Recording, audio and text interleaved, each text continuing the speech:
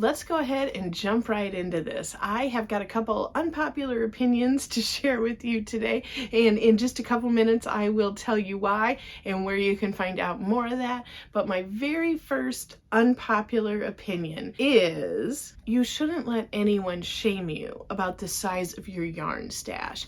I know I have heard several creators in videos mention that people have made tons of comments, and obviously anytime you put your life or an aspect of your life on the internet for people to see, you are opening that door for criticism. And to be honest, there is such a wide range of reasons people will criticize you, without knowing anything about you. So I guess part of that should be don't take it personal.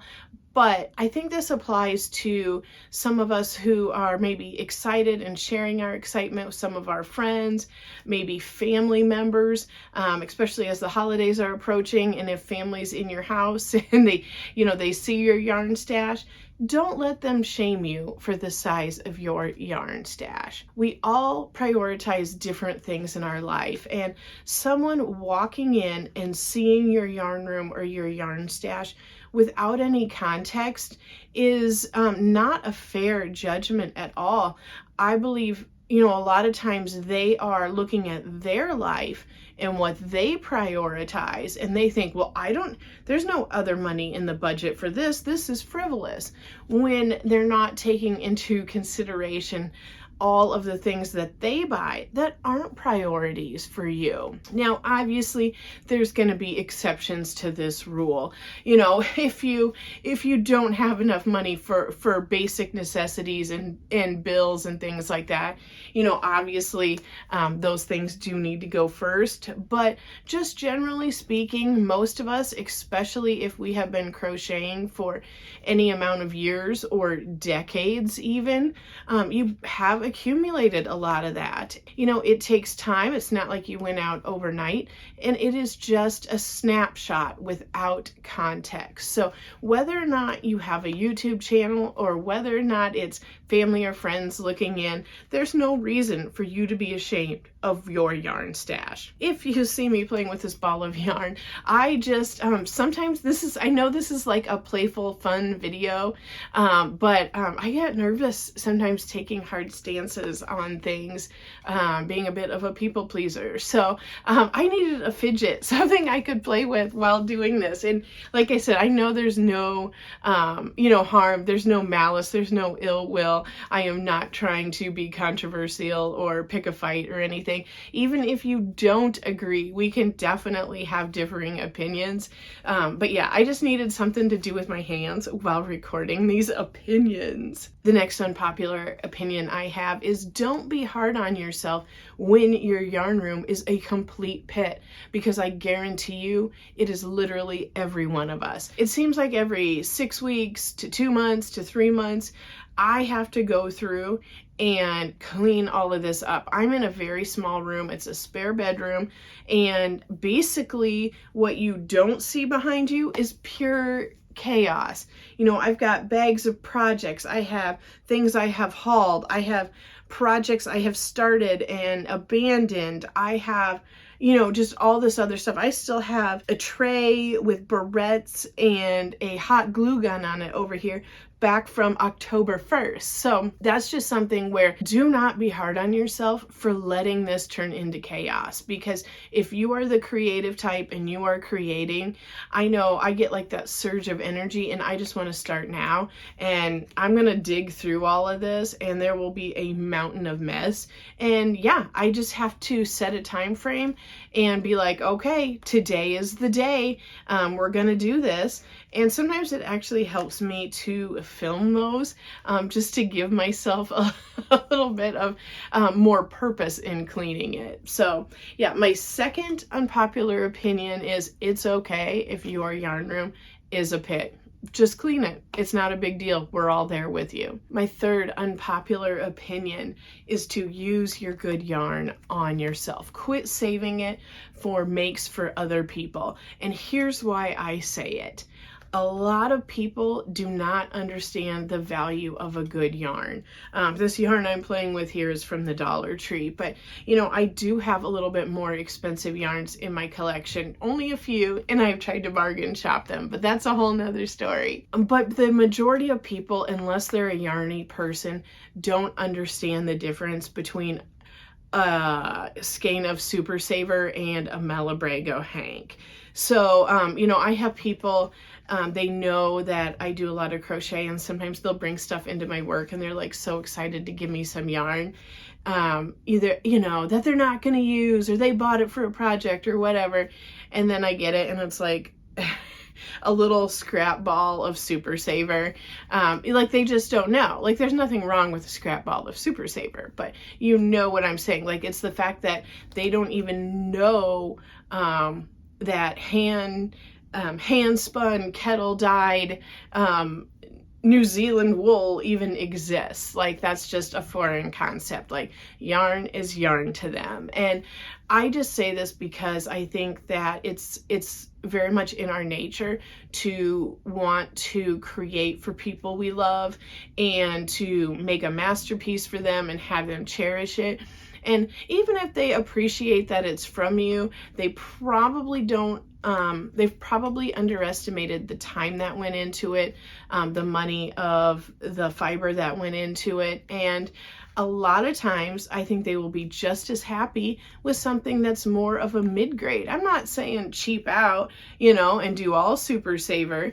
And again, I have no beef with Super Saver. I use it. But, maybe just use like a nice mid-grain, I love this yarn or something like that, where, you can still get a nice feel and a nice finish, but, you're not going to be devastated if they throw it in the wash machine instead of hand washing it.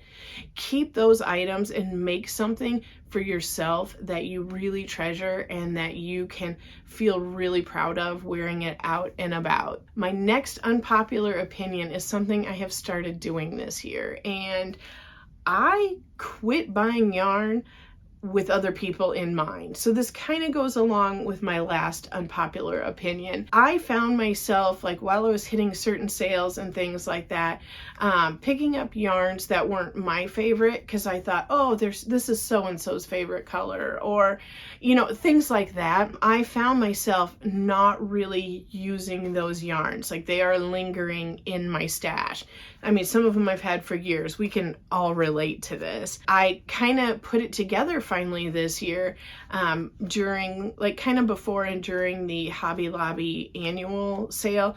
If that's something new to you, I will link to those videos I have on that. I mean, while I did pick up a few things kind of with my daughter in mind this year, it was more stuff we could maybe both use. I just didn't want those yarns in my stash knowing it wouldn't be for a project I'd like, and I felt like sometimes it was hard to find the right project for those yarns, or to find the motivation or whatever to do something to it, even though I had good intentions when I bought it. So pretty much all of the yarns I have been buying lately are all ones where like I love the color, I love the texture, that type of stuff, so that when inspiration or whatever hits, I know I can go to my stash and find things that I will love. And if I want to make a project for someone else, those are the times that I will probably have the project in mind already, know what I want,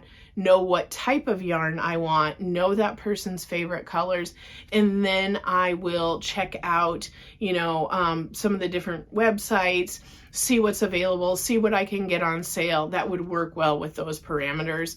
And I think that is a much easier way, and a way of not cluttering up my stash and not basically, in essence, wasting my money. I do have to take a quick minute and thank another Shannon that crochets, and she is from the Spoony Stitcher, and she tagged me in this unpopular opinions video. So I wanted to give a quick shout out to her, and I will have all of her information linked below. I will have her YouTube and her Instagram also linked, so you can see that if you don't know Shannon yet. She has a fun channel. She recently did a bunch of very, very cute like fall and Halloween projects you can check out. So I want to thank you, Shannon, for tagging me. My next two maybe unpopular opinions are for those of you who have YouTube channels or are thinking about or have maybe always wanted to do a yarn YouTube channel but just haven't started yet. First opinion is that we are not in competition with each other. I know how much learning to crochet and learning how much I love yarn has enriched my life and has taken away so much stress and has given me a means to really express myself with connecting with you guys, but also, you know, just by making these projects and being able to meet other people who also have the same joy. And I think that if I can share this joy to any of you, that we are both enriching our lives. In the real world, not the YouTube world, I do work for my husband. He has a business, and there's someone in our very small town who has a extremely similar business to us. They both have the same profession. We run things a little bit different, but it's, you know, the same thing. Oftentimes people will say, oh, well, you know, whatever about your competitor. The reality is, just because we're doing the same thing doesn't mean we're in competition. We have different personalities. We're going to reach other people, and we have something to offer different than each other. We're not twins by any means. So if you have a YouTube channel, I wish you the best. I wish you so much success. No matter how slow or fast you grow, I want to see you succeed. If you haven't started a channel and you want to, I encourage you to, because we're just adding to this whole genre, this whole niche, or whatever you want to call it, of people who love yarn and crochet. That is something where it's just more of us being able to reach out and touch other people. And my style is definitely not for everyone. Just like, you know, I don't choose to watch every single other creator that's out there, because we all have different communication styles, and the type of yarn we're into, or the different types of crochet and all that are so different.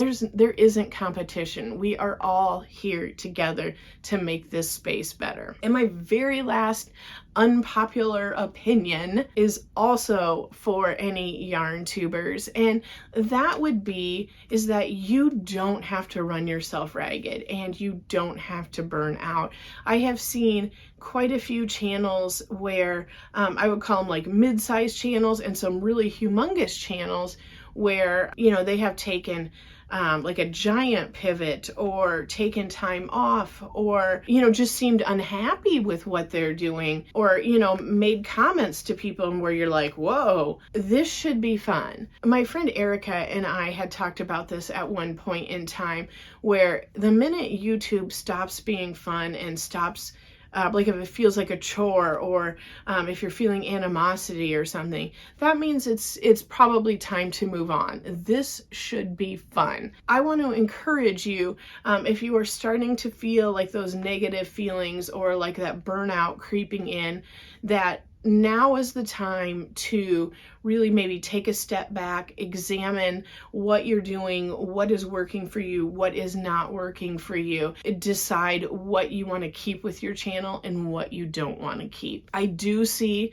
a lot of creative types on YouTube, not just in the yarn, but in, you know, I follow a lot of like sewing DIY type of channels and stuff like that too. I think sometimes with us creative people, it's easy to want to just like jump in and just do the fun stuff and not worry so much about the details. So if you are starting to feel a little bit of that burnout and you feel like you're working so hard and just spinning your wheels, I would encourage you to watch a few videos from Nick Nimmin. TubeBuddy is another good one, where they have some practical tips for working on the back end of your YouTube channel. So while that is not always as fun as making a cute hat or scarf or something like that, you may find that you don't have to work as hard pushing out as much content if you learn a little bit about your search engine optimization, or some things you can do in the back end of your channel, like with tags and stuff like that, to make it a little more search friendly. Just some like YouTube best practices that really don't take a lot of time, and once you get them set up in YouTube Studio, you don't really have to mess with them again. And I am definitely in no way claiming to be an expert on this at all.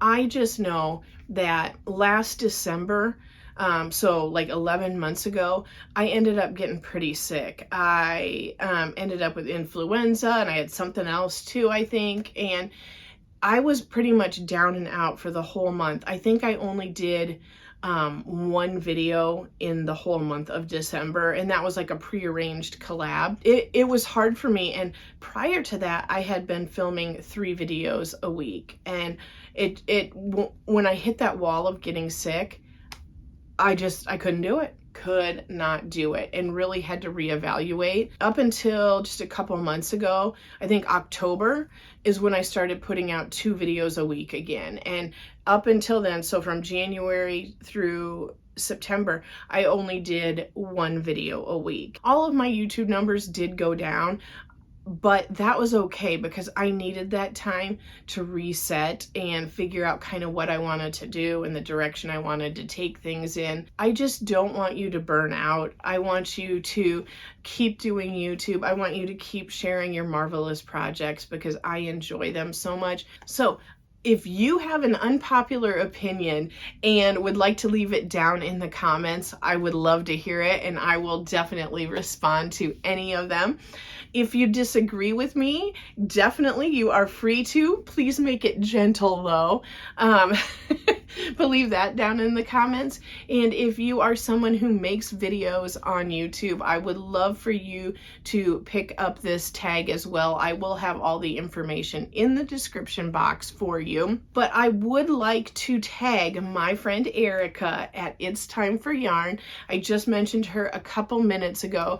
She is a really nice person, and I have just had a lot of fun getting to know her through YouTube. She has an amazing series on her channel that actually went viral. Like, she's the only person I know who's actually like gone viral, and it was on color pooling. So it is a really neat series, so definitely check that out. But Erica, if you wouldn't mind, I would love to hear a couple of your unpopular opinions. They can actually be just general ones. I know Shannon the Spoony Stitchers were general. I wanted to make mine yarn related. I will go ahead and put a video right up here that I hope you would enjoy. And if you have made it literally this far in the video, pretty sure that means you're obsessed with yarn as much as I am. And if you haven't subscribed to my channel, I would love it if you would hit that subscribe button and join me here. I try to put out videos twice a week, and I just love talking yarn. So I want to thank you for talking yarn with me today. Bye.